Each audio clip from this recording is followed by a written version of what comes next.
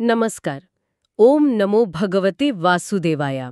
ଆଜି ଆମେ ଏକ ବହୁତ ଗଭୀର ଆଧ୍ୟାତ୍ମିକ ଆଲୋଚନା ଭିତରକୁ ଯିବା. ଆମର ଆଧାର ହେଉଛି ବିଶ୍ୱର ଏକ ମହାନ ଗ୍ରନ୍ଥ ଶ୍ରୀମଦ୍ ଭଗବଦ୍ ଗୀତା. ସେଇ କୁରୁକ୍ଷେତ୍ର ଯୁଦ୍ଧଭୂମିରେ ଯେତେବେଳେ ଅର୍ଜୁନ ପୁରା ଦ୍ୱନ୍ଦ୍ୱରେ ପଡ଼ିଥିଲେ, ଭଗବାନ ଶ୍ରୀକୃଷ୍ଣ ତାଙ୍କୁ ଯେଉଁ ଜ୍ଞାନ ଦେଇଥିଲେ, ଆମେ ତାର ଗୋଟେ ମୁଖ୍ୟ ଅଂଶକୁ ଟିକେ ବୁଝିବାକୁ ଚେଷ୍ଟା କରିବା. ଆଜି ଆମେ ବିଶେଷ କରି ଦ୍ୱିତୀୟ ଅଧ୍ୟାୟ ସାଂଖ୍ୟ ଯୋଗର ଶ୍ଲୋକ ସଂଖ୍ୟା 18 ଉପରେ କଥା ହେବା. ଏହି ଶ୍ଲୋକଟା ନା ଆତ୍ମା ଆଉ ଶରୀରର ସମ୍ପର୍କ ବିଷୟରେ ଗୋଟେ ବହୁତ ମୂଳ କଥା କହେ. ଆମେ ଚେଷ୍ଟା କରିବା ଏହାର ଗଭୀର ଅର୍ଥ ବୁଝିବା ପାଇଁ ଆଉ ଦେଖିବା ଏଇଟା ଆମ ଜୀବନ ପାଇଁ କେତେ ଗୁରୁତ୍ୱପୂର୍ଣ୍ଣ. ତେଣୁ ପୁରା ବୁଝିବା ପାଇଁ ଆଲୋଚନାଟାକୁ ଶେଷ ଯାଏଁ ଶୁଣିବାକୁ ପଡ଼ିବ. ଆଉ ହଁ, ଯଦି ଏମିତି ଜ୍ଞାନ ଆଲୋଚନା ଆଗକୁ ବି ଶୁଣିବାକୁ ଚାହାନ୍ତି, ତାହେଲେ ଆମ ଚ୍ୟାନେଲ ସହ ଯୋଡ଼ି ହେଇ ରହିବାକୁ ଭୁଲିବେନି. ନିଶ୍ଚୟ ନିଶ୍ଚୟ. ତାହେଲେ ଆସନ୍ତୁ ପ୍ରଥମେ ସେଇ ମୂଳ ଶ୍ଲୋକଟିକୁ ଶୁଣିବା, ଯାହାକୁ ଭଗବାନ ଅର୍ଜୁନଙ୍କୁ କହୁଛନ୍ତି. ଅନ୍ତବନ୍ତ ଇମେ ଦେହା ନିତ୍ୟସ୍ୟୁକ୍ତଃ ଶରୀରିଣଃ ଅନାଶିନୋ ପ୍ରମେୟସ୍ୟ ତସ୍ମାଦ୍ୟୁଧ୍ୟସ୍ୱ ଭାରତ. ବାଃ, ଶ୍ଲୋକଟା ଶୁଣିକି ହିଁ ଗୋଟେ ଅଲଗା ଅନୁଭୂତି ଆସୁଛି. ଗମ୍ଭୀରତା ଅଛି ଏଥିରେ. ଏଇଟା ତ ଅର୍ଜୁନଙ୍କର ସେଇ ଯୋଉ ଦୁଃଖ, ତାର ଠିକ୍ ମଝିରେ ଆସୁଛି. ଏହାର ସିଧାସଳଖ ଅର୍ଥ କ'ଣ ହେବ? ଭଗବାନ କ'ଣ ବୁଝାଇବାକୁ ଚାହୁଁଛନ୍ତି? ହଁ, ଆପଣ ଠିକ୍ କହିଲେ. ଏଇ ଶ୍ଲୋକଟି ଅର୍ଜୁନଙ୍କର ଯୋଉ ମୂଳ ସମସ୍ୟା ଥିଲା, ତାକୁ ସିଧା ସମ୍ବୋଧନ କରୁଛି. ଅର୍ଜୁନ ତ ନିଜ ଲୋକଙ୍କୁ, ଗୁରୁଜନଙ୍କୁ ଦେଖି ଦୁଃଖ କରୁଥିଲେ, ଭାବୁଥିଲେ ଏମାନଙ୍କୁ ମାରିଲେ ପାପ ହେବ, ଯୁଦ୍ଧ କରିବାକୁ ମଙ୍ଗୁ ନଥିଲେ. ଏଇଠି ଭଗବାନ ତାଙ୍କର ସେଇ ଭ୍ରମକୁ, ସେଇ ମୋହକୁ କାଟୁଛନ୍ତି. ସେ କହୁଛନ୍ତି, ଅନ୍ତବନ୍ତ ଇମେ ଦେହାଃ, ମାନେ ଏଇ ଯୋଉ ଦେହଗୁଡ଼ାକୁ ଆମେ ଦେଖୁଛେ, ଅନୁଭବ କରୁଛେ, ସେଗୁଡ଼ାକ ହେଉଛନ୍ତି ଅନ୍ତବନ୍ତଃ, ଅର୍ଥାତ୍ ଏଗୁଡ଼ିକର ଅନ୍ତ ଅଛି, ଏଗୁଡ଼ାକ ନାଶ୍ୱାବାନ. ଏହାର ଆରମ୍ଭ ଅଛି, ମାନେ ଶେଷ ବି ଅଛି. କିନ୍ତୁ ଏଇ ଦେହ ଭିତରେ ଯିଏ ଅଛନ୍ତି, ସେଇ ଶରୀରିଣାଃ, ମାନେ ଦେହକୁ ଧାରଣ କରିଥିବା ଆତ୍ମା, ସେ କେମିତି? ତାଙ୍କ ବିଷୟରେ କୁହାଯାଉଛି ଉକ୍ତଃ, ଯେ ସେ ହେଉଛନ୍ତି ନିତ୍ୟସ୍ୟ, ସବୁବେଳେ ଥିବା, ଶାଶ୍ୱତ, ସନାତନ. ସେ ପୁଣି ଅନାଶିନଃ, ଯାହାର କେବେ ବି ବିନାଶ ନାହିଁ, ଅବିନାଶୀ ସେ.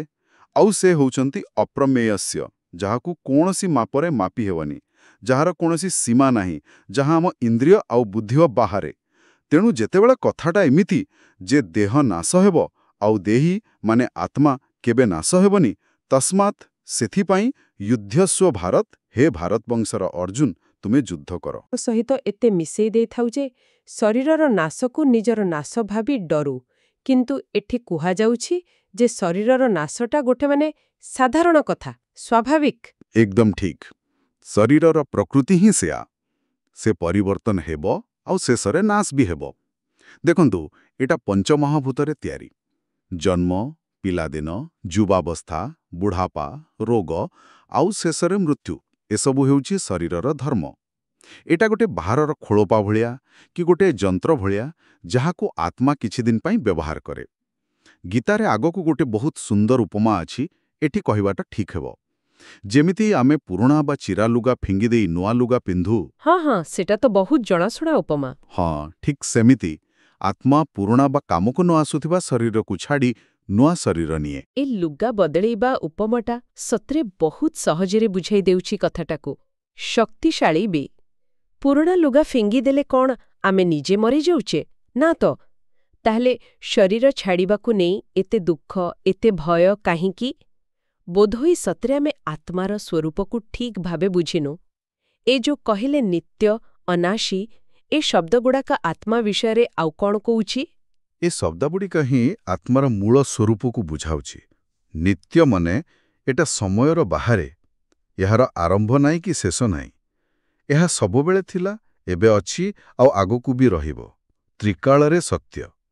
ଜନ୍ମ ମୃତ୍ୟୁ ତ ଶରୀରର ହୁଏ, ଆତ୍ମାର ନୁହେଁ. ଆଉ ଅନାଶୀର ଅର୍ଥ ହେଲା, ଏହାର କୌଣସି ପ୍ରକାରରେ ବି ବିନାଶ ହେଇପାରିବ ନାହିଁ. ଆଗକୁ ଶ୍ଲୋକରେ ଆହୁରି ସ୍ପଷ୍ଟ କରାଯାଇଛି, ଏହାକୁ ଅସ୍ତ୍ର କାଟିପାରିବନି, ନିଆଁ ଜାଳିପାରିବନି, ପାଣି ଭିଞ୍ଜେଇ ପାରିବନି କି ପବନ ଶୁଖେଇ ପାରିବନି. ଆଚ୍ଛା. କାରଣ ଏଇଟା କୌଣସି ଭୌତିକ ଜିନିଷ ନୁହେଁ. ଏଇଟା ଚେତନା, ଯାହାକି ଏସବୁ ଭୌତିକ ପରିବର୍ତ୍ତନର ବହୁତ ଉପରେ. ଆଉ ସେଇ ଅପ୍ରମେୟ ଶବ୍ଦଟା, ମାନେ ମାପେ ହେବ ନାହିଁ, ଏହାର ଅର୍ଥ କ'ଣ ଟିକେ ବୁଝାଇବେ? ଖାଲି ସାଇଜରେ ମାପି ହେବନି ନା ଆହୁରି କିଛି ଗଭୀର କଥା ଅଛି? ନା ନା, ଏହାର ଅର୍ଥ ବହୁତ ଗଭୀର। ଦେଖନ୍ତୁ, ପ୍ରମେୟ ହେଲା ସେଇ ଜିନିଷ ଯାହାକୁ ଆମେ ଆମ ପଞ୍ଚଇନ୍ଦ୍ରିୟ ଆଖି, କାନ, ନାକ ଏସବୁ ଦ୍ୱାରା ଆଉ ଆମ ବୁଦ୍ଧି ଦ୍ୱାରା ଜାଣିପାରୁ, ପ୍ରମାଣ କରିପାରୁ କି ମାପିପାରୁ। କିନ୍ତୁ ଆତ୍ମା ହେଉଛି ଅପ୍ରମେୟ, ମାନେ ଏହା ଏତେ ସୂକ୍ଷ୍ମ, ଏତେ ଦିବ୍ୟ ଯେ ଆମର ଏଇ ସୀମିତ ଇନ୍ଦ୍ରିୟ ଆଉ ବୁଦ୍ଧି ତା ପାଖରେ ପହଞ୍ଚି ପାରିବନି। ଆମେ କୌଣସି ବୈଜ୍ଞାନିକ ଯନ୍ତ୍ରରେ ବା ଖାଲି ତର୍କ କରିକି ଆତ୍ମାର ପ୍ରକୃତ ସ୍ୱରୂପକୁ ଜାଣିପାରିବାନି। ଏହାକୁ କେବଳ, କେମିତି କହିବି, ଶୁଦ୍ଧ ମନ, ଗଭୀର ଧ୍ୟାନ ଆଉ ଆଧ୍ୟାତ୍ମିକ ଅନୁଭୂତି ଦ୍ୱାରା ହିଁ ଟିକେ ଟିକେ ଅନୁଭବ କରିହେବ। ଏଇଟା ବିଶ୍ୱାସ ଆଉ ଅନୁଭବର କଥା, ଖାଲି ମୁଣ୍ଡ ଖେଳାଇବାର କଥା ନୁହେଁ।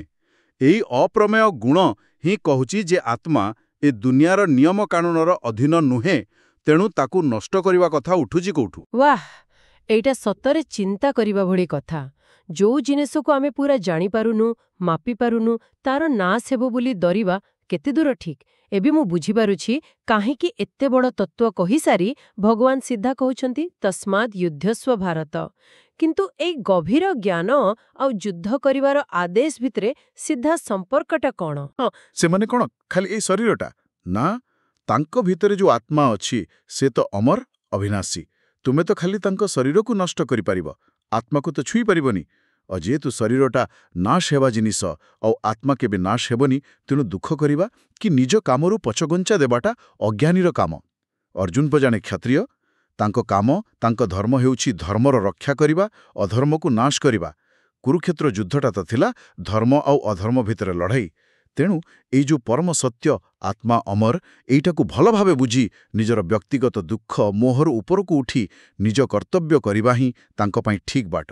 ତସ୍ମାତ୍ ଯୁଦ୍ଧସ୍ୱ, ଏଇଟା ଖାଲି ଯୁଦ୍ଧ ପାଇଁ ଡାକରା ନୁହେଁ, ଏଇଟା ହେଉଛି ଆତ୍ମଜ୍ଞାନରେ ସ୍ଥିର ହୋଇ ନିଜ ଧର୍ମ ପାଳନ କରିବା ପାଇଁ ଡାକରା। ଆଚ୍ଛା, ତାମାନେ ଆତ୍ମଜ୍ଞାନ ପାଇଲେ କର୍ତ୍ତବ୍ୟ କରିବାକୁ ଆହୁରି ସହଜ ହୁଏ, ପ୍ରେରଣା ମିଳେ, ବାଧା ଆସେନି। କେତେ ଲୋକ ଭାବନ୍ତି ଯେ ଏସବୁ ଆଧ୍ୟାତ୍ମିକ କଥା ଜାଣିଲେ ଲୋକ ସଂସାର ଛାଡ଼ି ଚାଲିଯାଏ, କିନ୍ତୁ ଏଠି ତ ପୁରା ଉଲ୍ଟା ଦେଖାଯାଉଛି। ଏ ଜ୍ଞାନ ଅର୍ଜୁନକୁ ତାଙ୍କ କର୍ତ୍ତବ୍ୟ କରିବାକୁ କହୁଛି। ଏହାର ଆଉ କିଛି ବ୍ୟାବହାରିକ ଦିଗ ଅଛି କି? ମାନେ ଆଜିକାଲି ଆମ ଭଳି ସାଧାରଣ ଲୋକଙ୍କ ପାଇଁ ଏହା କେମିତି କାମରେ ଆସିବ? ହଁ, ବହୁତ ପ୍ରାସଙ୍ଗିକ। ଦେଖନ୍ତୁ, ପ୍ରଥମ କଥା ହେଲା, ଏ ଜ୍ଞାନ ମୃତ୍ୟୁ ଭୟକୁ କମ୍ କରେ, ବହୁତ ମାତ୍ରାରେ କମ୍ କରେ। ଆମେ ସମସ୍ତେ ଜାଣୁ ଯେ ଦିନେ ନା ଦିନେ ମରିବାକୁ ହେବ, କିନ୍ତୁ ସେଇ ମୃତ୍ୟୁକୁ ନେଇ ଯୋଉ ଅଯଥା ଭୟ, ଯୋଉ ଚିନ୍ତା, ସେଇଟା ଆମ ଜୀବନକୁ ପୁରା ବିଷ ଭଳିଆ କରିଦିଏ। ଯେତେବେଳେ ଜଣେ ବୁଝିଯାଏ ଯେ ମୃତ୍ୟୁଟା ଖାଲି ଶରୀରର ଗୋଟେ ପରିବର୍ତ୍ତନ, ଆତ୍ମା ତ ମରୁନି, ସେତେବେଳେ ମୃତ୍ୟୁକୁ ସହଜରେ ଗ୍ରହଣ କରିବାର ଶକ୍ତି ଆସେ। ହଁ, ଏଇଟା ସତ। ମୃତ୍ୟୁ ଭୟଟା ବହୁତ ବଡ଼ ଜିନିଷ। କିନ୍ତୁ ଯେତେବେଳେ ନିଜ ଲୋକ କିଏ ଚାଲିଯାଏ, ସେତେବେଳେ ଯୋଉ ଦୁଃଖ ହୁଏ, ସେଇଟା ତ ସତ। ଖାଲି ଆତ୍ମା ଅମର ଜାଣିଦେଲେ କ'ଣ ସେ ଦୁଃଖ ପଳେଇବ? ଦେଖନ୍ତୁ, ଶରୀର ଛାଡ଼ି ଚାଲିଗଲେ ଦୁଃଖ ହେବାଟା ସ୍ୱାଭାବିକ। ଭଗବାନ କୋଉଠି କହିନାହାନ୍ତି ଯେ ଦୁଃଖ କରନି, କିନ୍ତୁ ସେହି ଦୁଃଖରେ ଏମିତି ବୁଡ଼ିଯିବା ଯେ ନିଜକୁ ଭୁଲିଯିବା, ନିଜ କର୍ତ୍ତବ୍ୟ ଭୁଲିଯିବା, ସେଇଟା ଠିକ୍ ନୁହେଁ, ସେଇଟା ଅଜ୍ଞାନତା। ଏହି ଜ୍ଞାନ ଆମକୁ ସାନ୍ତ୍ୱନା ଦିଏ, ଧୈର୍ଯ୍ୟ ଦିଏ। ଏହା ବୁଝାଏ ଯେ ଯିଏ ଗଲେ ତାଙ୍କର ଖାଲି ଶରୀରଟା ଗଲା, ତାଙ୍କର ପ୍ରକୃତ ଅସ୍ତିତ୍ୱ, ତାଙ୍କର ଆତ୍ମା, ସେ ତ ଅଛି। ଏହା ଦୁଃଖକୁ ଗୋଟେ ସୀମା ଭିତରେ ରଖିବାରେ ସାହାଯ୍ୟ କରେ ଆଉ ଜୀବନରେ ଆଗକୁ ବଢ଼ିବାକୁ ବଳ ଦିଏ। ଆଉ ଗୋଟେ ବଡ଼ କଥା ହେଲା ଆସକ୍ତି, ମୋହ। ଆମେ ଏଇ ଶରୀର ଆଉ ଶରୀର ସାଙ୍ଗରେ ଯୋଡ଼ା ହେଇଥିବା ଜିନିଷ, ସମ୍ପର୍କ, ଏସବୁରେ ବହୁତ ବେଶୀ ବାନ୍ଧି ହେଇପଡ଼ୁ। ଯେତେବେଳେ ଆମେ ନିଜକୁ ଅବିନାଶୀ ଆତ୍ମା ବୋଲି ଚିହ୍ନିବାକୁ ଚେଷ୍ଟା କରୁ, ସେତେବେଳେ ଏହି ନାଶ ହେବାକୁ ଥିବା ଜିନିଷ ଆଉ ଶରୀର ପ୍ରତି ମୋହଟା ଟିକେ କମିଯାଏ, ଆଉ ସେଥିରୁ ଜୀବନରେ ବହୁତ ଶାନ୍ତି ମିଳେ, ସ୍ଥିରତା ଆସେ। ହଁ, ସେଇ ଉଦାହରଣଗୁଡ଼ାକ ଏଠି କାମ ଦେବ ନା? ଯେମିତି ଆପଣ କହିଲେ ଦୀପ ଆଉ ଶିଖା, ମାଟି ଆଉ ମାଠିଆ। ନିଶ୍ଚୟ ନିଶ୍ଚୟ। କିମ୍ବା ସେଇ ନାଟକ ଆଉ ଅଭିନେତା। ହଁ, ଏକଦମ ସେଗୁଡ଼ାକ ଏଇ ଗଭୀର କଥାଟାକୁ ସହଜରେ ବୁଝିବା ପାଇଁ। ମାଠିଆ ଶରୀର ଭାଙ୍ଗି ଯାଇପାରେ, କିନ୍ତୁ ମାଟି ମୂଳ ଜିନିଷ ତ ରହିବ। ଅଭିନେତା ଗୋଟେ ନାଟକରେ ରାଜା ବେଶ ପକେଇଲା, ଗୋଟେ ଶରୀର, ଆର ନାଟକରେ ସାଧୁ ବେଶ ପକେଇଲା, ଆଉ ଗୋଟେ ଶରୀର, କିନ୍ତୁ ଅଭିନେତା ତ ସେଇ ଜଣେ। ଏହି ଉପମାଗୁଡ଼ାକ ଆମକୁ ମନେ ପକେଇ ଦିଏ ଯେ ଆମେ ଖାଲି ଏଇ ଯୋଉ ବର୍ତ୍ତମାନର ଶରୀର ଆଉ ପରିଚୟ ଦେଖୁଛେ ସେତିକି ନୁହଁ, ଆମେ ତାଠୁ ବହୁତ ବେଶୀ କିଛି। ଏହା ସତରେ ଆମ ନିଜ ପରିଚୟକୁ ଗୋଟେ ପୁରା ନୂଆ ଦୃଷ୍ଟି ଦେଉଛି। ଆମେ ନିଜକୁ ଏଇ ନାଁ, ରୂପ, ପଦ, ସମ୍ପର୍କ ଭିତରେ ବାନ୍ଧି ଦେଇଥାଉ। କିନ୍ତୁ ଯଦି ଆମେ ପ୍ରକୃତରେ ଅବିନାଶୀ, ଅପ୍ରମେୟ ଆତ୍ମା, ତାହେଲେ ଏସବୁ ବାହାର ପରିଚୟ ତ ଗୌଣ ହେଇଯିବ, ସେତି ଗୁରୁତ୍ୱ ରହିବନି। ଏଇଟା ହିଁ ତ ମୂଳ କଥା। ଯେତେବେଳେ ଜଣେ ନିଜର ଏଇ ପ୍ରକୃତ ଆଧ୍ୟାତ୍ମିକ ସ୍ୱରୂପକୁ ବୁଝିବାକୁ ଆରମ୍ଭ କରେ, ସେତେବେଳେ ଜୀବନରେ ଯେଉଁ ସବୁ ଉଠାପକା ହୁଏ, ସଫଳତା, ବିଫଳତା, ମାନ, ଅପମାନ, ସୁଖ, ଦୁଃଖ, ଏସବୁ ତାକୁ ବେଶୀ ହଲେଇ ପାରେନି। ସେ ଜାଣେ ଯେ ଏସବୁ ବଦଳୁଥିବା ପରିସ୍ଥିତି, ତା ଭିତରରେ ଯେଉଁ ସ୍ଥିରତା ଅଛି, ତାକୁ ଏସବୁ ନଷ୍ଟ କରିପାରିବନି। ଏହା ତାକୁ ଆହୁରି ସାହସୀ କରାଏ, ନିର୍ଭୀକ କରାଏ, ଆଉ ଯାହାକୁ ଗୀତାରେ କହନ୍ତି ସ୍ଥିତପ୍ରଜ୍ଞ, ସେମିତି ହେବାରେ ସାହାଯ୍ୟ କରେ। ତାହେଲେ ମୋଟାମୋଟି ଭାବେ ଏଇ ଶ୍ଲୋକର ସାର କଥା ହେଲା, ଆମେ ଶରୀର ନୁହଁ, ଆମେ ଆତ୍ମା। ଶରୀର ନାଶ ହେବ, କିନ୍ତୁ ଆତ୍ମା ସବୁଦିନ ପାଇଁ ଅବିନାଶୀ, ଅପ୍ରମେୟ। ଆଉ ଏଇ ଜ୍ଞାନ ଆମକୁ ମୃତ୍ୟୁର ଭୟ, ଦୁଃଖ ଆଉ ମୋହରୁ ବାହାର କରି ଧୈର୍ଯ୍ୟର ସହ ନିଜ କର୍ତ୍ତବ୍ୟ କରିବାକୁ ଶକ୍ତି ଦିଏ। ଏଟା ଖାଲି ଅର୍ଜୁନଙ୍କ ପାଇଁ ନଥିଲା, ଏଟା ଆମ ସମସ୍ତଙ୍କ ପାଇଁ ଗୋଟେ ବହୁତ ବଡ଼ ଶିକ୍ଷା। ଏକଦମ ସଠିକ୍ କହିଲେ। ଏଟା ଜୀବନର ସବୁଠୁ ବଡ଼ ସତ୍ୟକୁ ଏତେ ସରଳ ଭାବରେ ଆମ ଆଗରେ ରଖୁଛି। ଆତ୍ମା ଯେ ଅମର, ଏଟା ବୁଝିବା ଖାଲି ଗୋଟେ ଦାର୍ଶନିକ ଚିନ୍ତା ନୁହେଁ, ଏଟା ଜୀବନର ସବୁ ଚ୍ୟାଲେଞ୍ଜକୁ ସାମ୍ନା କରିବା ପାଇଁ ଗୋଟେ ମାନସିକ ଆଉ ଆଧ୍ୟାତ୍ମିକ ଶକ୍ତି। ଏହା ଆମକୁ ମନେ ପକାଇ ଦିଏ ଯେ ଆମ ଭିତରେ ଗୋଟେ ଅସୀମ ଶକ୍ତି ଅଛି, ଗୋଟେ ଅମର ସତ୍ତା ଅଛି। ବାସ୍ତବରେ ଆଜିର ଆଲୋଚନା ବହୁତ ଗଭୀର ଆଉ ବହୁତ କିଛି ଚିନ୍ତା କରିବାକୁ ବାଧ୍ୟ କରୁଛି। ଶୁଣିବା ପରେ ନିଶ୍ଚୟ ଅନେକଙ୍କ ମନରେ ନୂଆ ଭାବନା ଆସିଥିବା। ହଁ, ଏଇ ଶ୍ଲୋକଟା ଆମକୁ ବାସ୍ତବତାକୁ ଗୋଟେ ଅଲଗା ଚଷମାରେ ଦେଖିବାକୁ କହୁଛି। ଆଉ ମନରେ ପ୍ରଶ୍ନ ବି ଆସୁଛି, ଯଦି ଆମେ ସତରେ ଏଇ ଅବିନାଶୀ ଆତ୍ମା, ତାହେଲେ ଆମେ ଆମର ଦିନଦିନିଆ ଜୀବନକୁ କେମିତି ବଞ୍ଚିବା କଥା? କୋଉ ଜିନିଷକୁ ବେଶୀ ମହତ୍ତ୍ୱ ଦେବା କଥା, ଯାହା ନାଶ ହେଇଯିବ ନା ଯାହା ସବୁଦିନ ପାଇଁ ରହିବ? ଏଇଟା ଏମିତି ଗୋଟେ ଚିନ୍ତା ଯାହା ସମସ୍ତେ ନିଜ ପାଇଁ କରିବା ଦରକାର। ବହୁତ ବଢ଼ିଆ ପ୍ରଶ୍ନ। ଏଇଟାକୁ ସମସ୍ତଙ୍କ ପାଇଁ ଛାଡ଼ିଦବା ଚିନ୍ତା କରିବାକୁ।